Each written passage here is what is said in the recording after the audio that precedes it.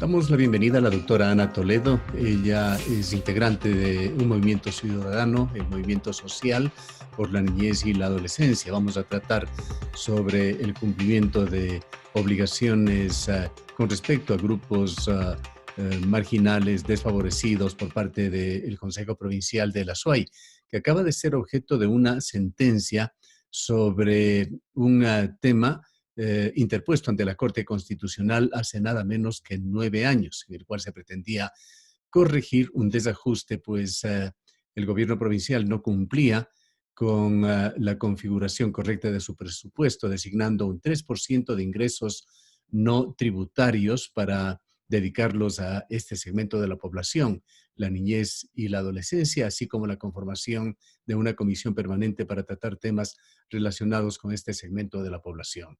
Cuéntenos la historia de este tema y el reciente desenlace, doctora Toledo. Le damos la bienvenida. Muchísimas gracias, Gustavo, y muchísimas gracias a todos y a todas quienes escuchan esta entrevista. Justamente nos parecía importante poder difundir esta resolución de la Corte Constitucional en la que se solicita al gobierno provincial que dé cumplimiento con una ordenanza para la garantía de los derechos de niños, niñas y adolescentes.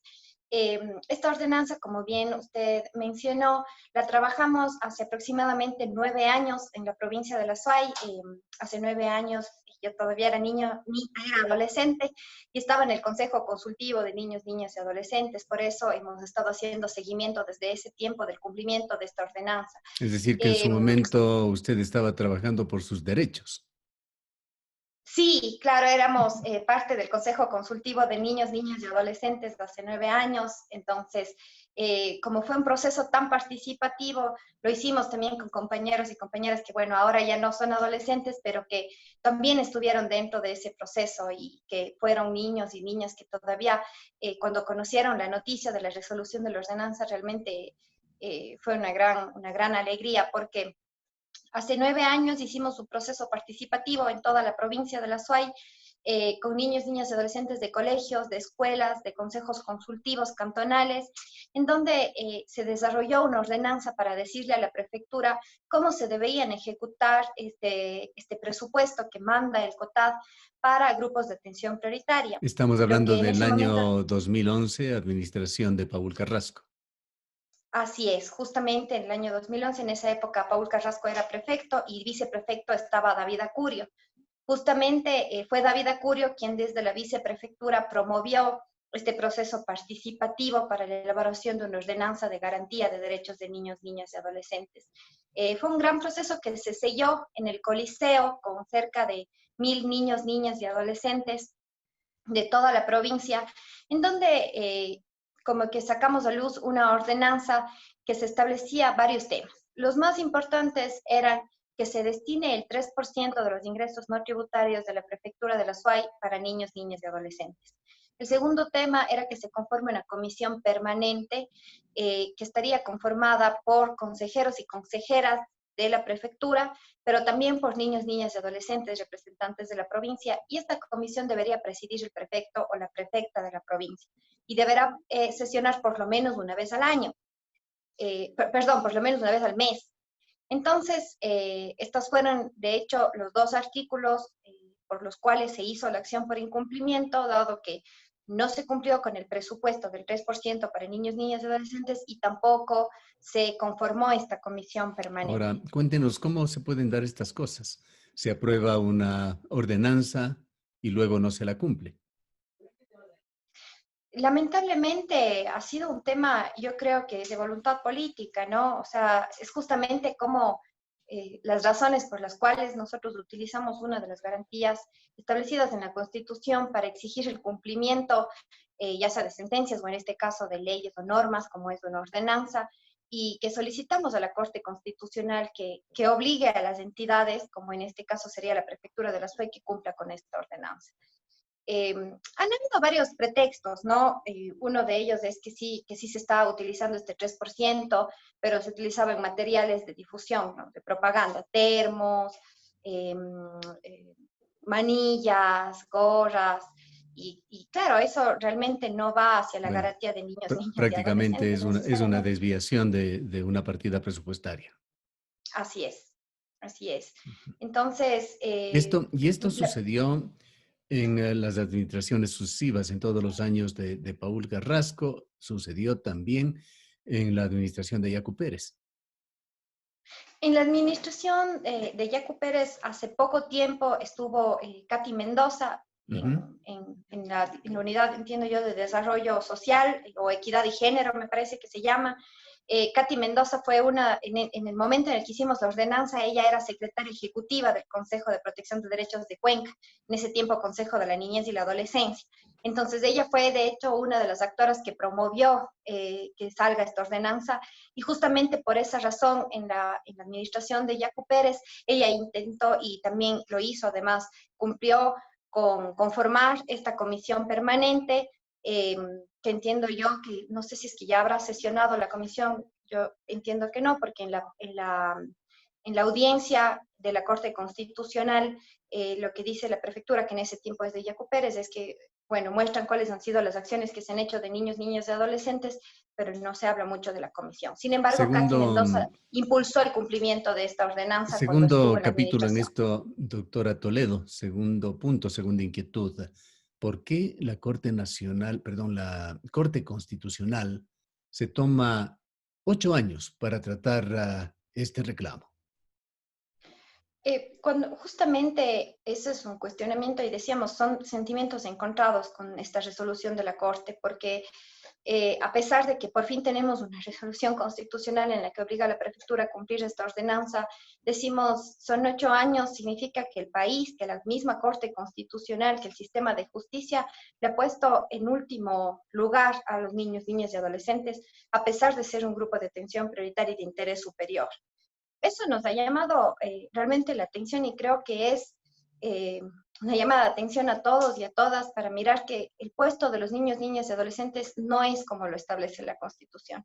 Realmente están al último en la fila y por eso después de 9 años recién, la Corte Constitucional, que ahora está conformada ya con nuevos jueces, recién resuelve este tema de incumplimiento. ¿A qué apunta la resolución de la Corte? ¿A qué obliga al gobierno provincial? La resolución de la Corte le da 30 días a la prefectura de la SUAY para que conforme esta comisión permanente, para que destine una partida presupuestaria para el cumplimiento de la ordenanza y también solicita que se pida disculpas públicas desde la prefectura de la SUAY a todos los niños, niñas y adolescentes por no haber cumplido con la ordenanza. Además, hace un llamado de atención también, no solamente al prefecto o a la prefecta de las anteriores administraciones, sino a los consejeros y consejeras que también tienen la obligación de promover la ordenanza, como también lo establece así en su contenido, y no fue promovido tampoco por ningún consejero o consejera. Conocimos hace pocos días que el gobierno provincial de la SUAY convocaba ya a una reunión, a una asamblea para tratar este tema. Entre otras cosas, se iban a emitir estas disculpas públicas y a corregir estos problemas, estas graves omisiones. Se dictó ya las medidas pertinentes en el gobierno provincial para progresar en estos temas.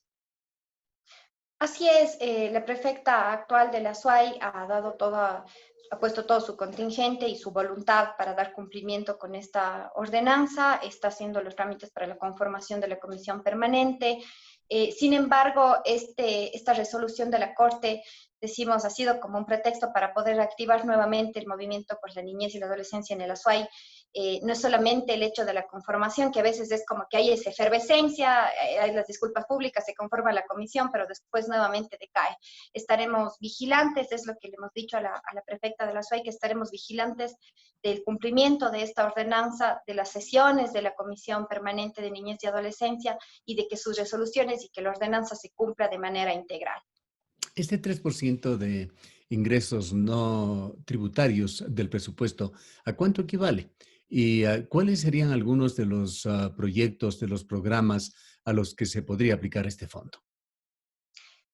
Justamente la ordenanza en su momento, que fue más o menos en el 2010 en el que se desarrolló, establecía metas y políticas por cumplir. Esas políticas deben ser renovadas ahora por la comisión permanente, ¿no? Porque en este momento ya pasaron cerca de 10 años, ya no serían tan aplicables. Sin embargo, establecían metas que deben cumplirse en cierto periodo, brechas que disminuir, y además les daba también obligaciones a los consejeros y a las consejeras para que puedan, por ejemplo, fortalecer el sistema de protección de derechos en cada uno de sus municipios o gobiernos autónomos descentralizados. Azuay presenta varios problemas con grupos marginados de la población. ¿Puede comentarnos usted cuál es la situación de los niños y los adolescentes en esta provincia?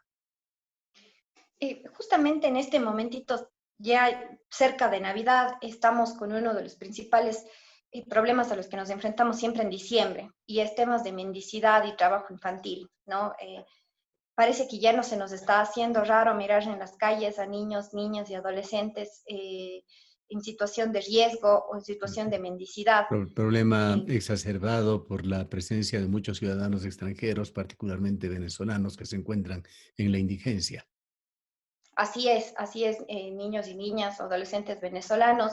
Sí, por supuesto, se ha profundizado en ese sentido. Sin embargo, eso nos da luz roja también, porque además de estar en situación de mendicidad, están en condiciones de movilidad humana, lo cual pone en mayor riesgo a los niños, niñas y adolescentes. Entonces, esa es una de las principales problemáticas que se ha presentado ahora. Otra de las problemáticas que no es de ahora, sino de todo el año, y además está subiendo y ha subido mucho más por el tema de la pandemia, es violencia intrafamiliar de niños, niñas y adolescentes. Han aumentado los casos de violencia sexual contra adolescentes, se han aumentado los embarazos adolescentes, ha aumentado el tema de pornografía infantil. Entonces, realmente para trabajar por niños, niñas y adolescentes todavía hay un camino muy largo. La problemática, en lugar de disminuir, está aumentando. Entonces, eso sí es un deber de todos y de todas, pero sobre todo del Estado, de garantizar los derechos. El gobierno provincial de La Suaya acaba de aprobar su nuevo presupuesto. Ha anunciado ya el monto global, las principales inversiones que hará en beneficio del pueblo de la provincia de La Suay. Se encuentra ya en este nuevo presupuesto contemplado este 3% dedicado a la niñez y la adolescencia. Esta resolución de la Corte salió en el mes de noviembre y le daba 30 días. Yo entiendo que cuando salió ya el presupuesto de la prefectura de La Suay fue previo a esto. Seguramente tendrán que hacer una modificación para poder presentar una partida presupuestaria en la que incluya el 3% para niños, niñas y adolescentes. ¿Qué entidades adicionales al gobierno provincial tienen que supervigilar, conformar quizá este consejo y dirigir de la mejor manera, perdón, estos fondos hacia los beneficiarios? Los que dirigen este fondo y un poco hacen seguimiento del desarrollo de la ordenanza es la Comisión Permanente de Niñez y Adolescencia, que está conformada por los consejeros y consejeras, es decir, alcaldes o alcaldesas que estén, que sean parte de la Cámara Provincial y que se elijan en medio del pleno de la Cámara Provincial. También están niños, niñas y adolescentes de los consejos consultivos de la provincia de La Suay y representantes estudiantiles de colegios y de escuelas. ¿Hay Y la algún otro preside tipo la de, prefecta. ¿Hay algún otro tipo de reparación que haya exigido o haya sentenciado la Corte Constitucional y que deba cumplir el gobierno provincial? No, la Corte Constitucional ordenó cinco cosas, ¿no? La primera es que se cumpla con el presupuesto, la segunda es la que tiene que ver con la comisión permanente, también solicitó las disculpas públicas y finalmente hizo un exhorto a todos los alcaldes, a los consejeros, consejeras que en su momento estuvieron en la prefectura por no cumplir, un llamado de atención por no cumplir con la ordenanza. También el exhorto para los prefectos que en su momento no dieron cumplimiento a esta ordenanza durante estos 9 años. Finalmente, coméntenos sobre algo que se convirtió en una política pública. En el gobierno de Rafael Correa, sin duda se trabajó por los sectores sociales, pero también se lo centralizó. Es decir, todo debía ser manejado desde el Estado. Esto significó la desaparición de patronatos, de comités de damas que trabajaban en uno y otro programa, muchos de ellos dirigidos a la niñez y la adolescencia. ¿La situación se encuentra similar o hay grupos sociales, organizaciones sociales comprometidas con la niñez y la adolescencia que siguen trabajando y que encuentran sobre todo el espacio de carácter legal, la legislación adecuada para poder continuar con este trabajo? Sí, mire, yo creo que cuando el Estado es robusto, intenta generar políticas públicas y sobre todo tiene presupuesto para dar atención a todos los grupos de atención prioritaria y garantizar derechos importantes como el de educación, como el de salud, eh, como que no es necesario, no hay mucha cabida para organizaciones no gubernamentales, ¿no? Sí, para Ujú. organizaciones sociales, porque son quienes hacen exigibilidad de derechos y está muy bien. Y bueno, esto ya sería otro tema, pero en la época de Rafael Correa hubo mucha dispersión de las organizaciones sociales y demás. Así es, Pero ya en el sentido de vimos desaparecer a fundación, muchas de ellas. Recordamos que había un comité de damas que tenían, por ejemplo, frente a la antigua cárcel en la avenida Héroes de Verdeloma, una casa de acogida para hijos de las reclusas, uno de los, o de los reclusos, uno de los programas que se tenían, el programa Mensajeros de la Paz, que trabajaba también en programas benéficos, más allá de otro tipo de problemas que se presentaron con este proyecto, también desapareció, y así por el orden. así es. El tema es que justamente ese tipo de proyectos asumió el Ministerio de Inclusión Económica y Ujú. Social. En ese tiempo se llamaban CIBBs, los Centros Integrales del Buen Vivir, ahora se llaman Centros de Desarrollo Infantil, pero generaron CIBBs, por ejemplo, para hijos e hijas de personas, de mujeres privadas de la libertad. Entonces, Correcto. el Estado en esa época estaba muy robusto y por eso como que no había cabida para estas organizaciones no gubernamentales. Ahora, por supuesto, es necesario nuevamente generar o el apoyo de organizaciones no gubernamentales. Por eso están nuevamente en auge como muchas fundaciones y organizaciones y apoyos privados para lo que debería responder el Estado. Bien, cuéntenos finalmente, doctora Toledo, cómo el público en general, la gente interesada en poner su tiempo, en poner su esfuerzo, eventualmente incluso en aportar económicamente en beneficio de estos sectores desprotegidos, pueden colaborar. Bueno, para poder colaborar en la defensa de los derechos, no solamente de niños, niñas y adolescentes, sino también de mujeres, de jóvenes, de grupos LGBTI, creo que el principal compromiso es ser parte de organizaciones y movimientos sociales de la sociedad civil, ¿no? Eh, no siempre es necesario este apoyo privado, que por supuesto está muy bien, y más en estas épocas de solidaridad, y hay muchas iniciativas que son muy positivas para apoyar a la gente. Sin embargo, nunca perder de vista que para lograr igualdad no necesitamos apoyos privados, sino necesitamos que definitivamente el Estado asuma la responsabilidad de disminuir las brechas para las Ujú. desigualdades que existen El movimiento socialmente. al cual usted se pertenece, el Movimiento Social por la Niñez y la Adolescencia, ¿cómo está configurado?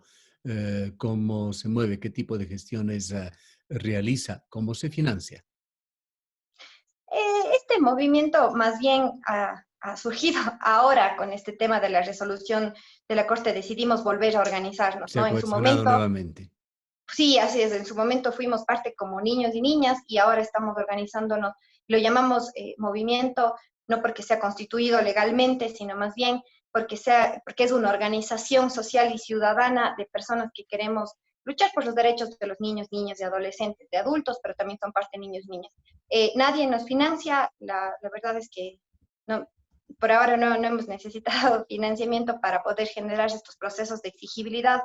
Lo hemos hecho por altruismo y puro voluntariado.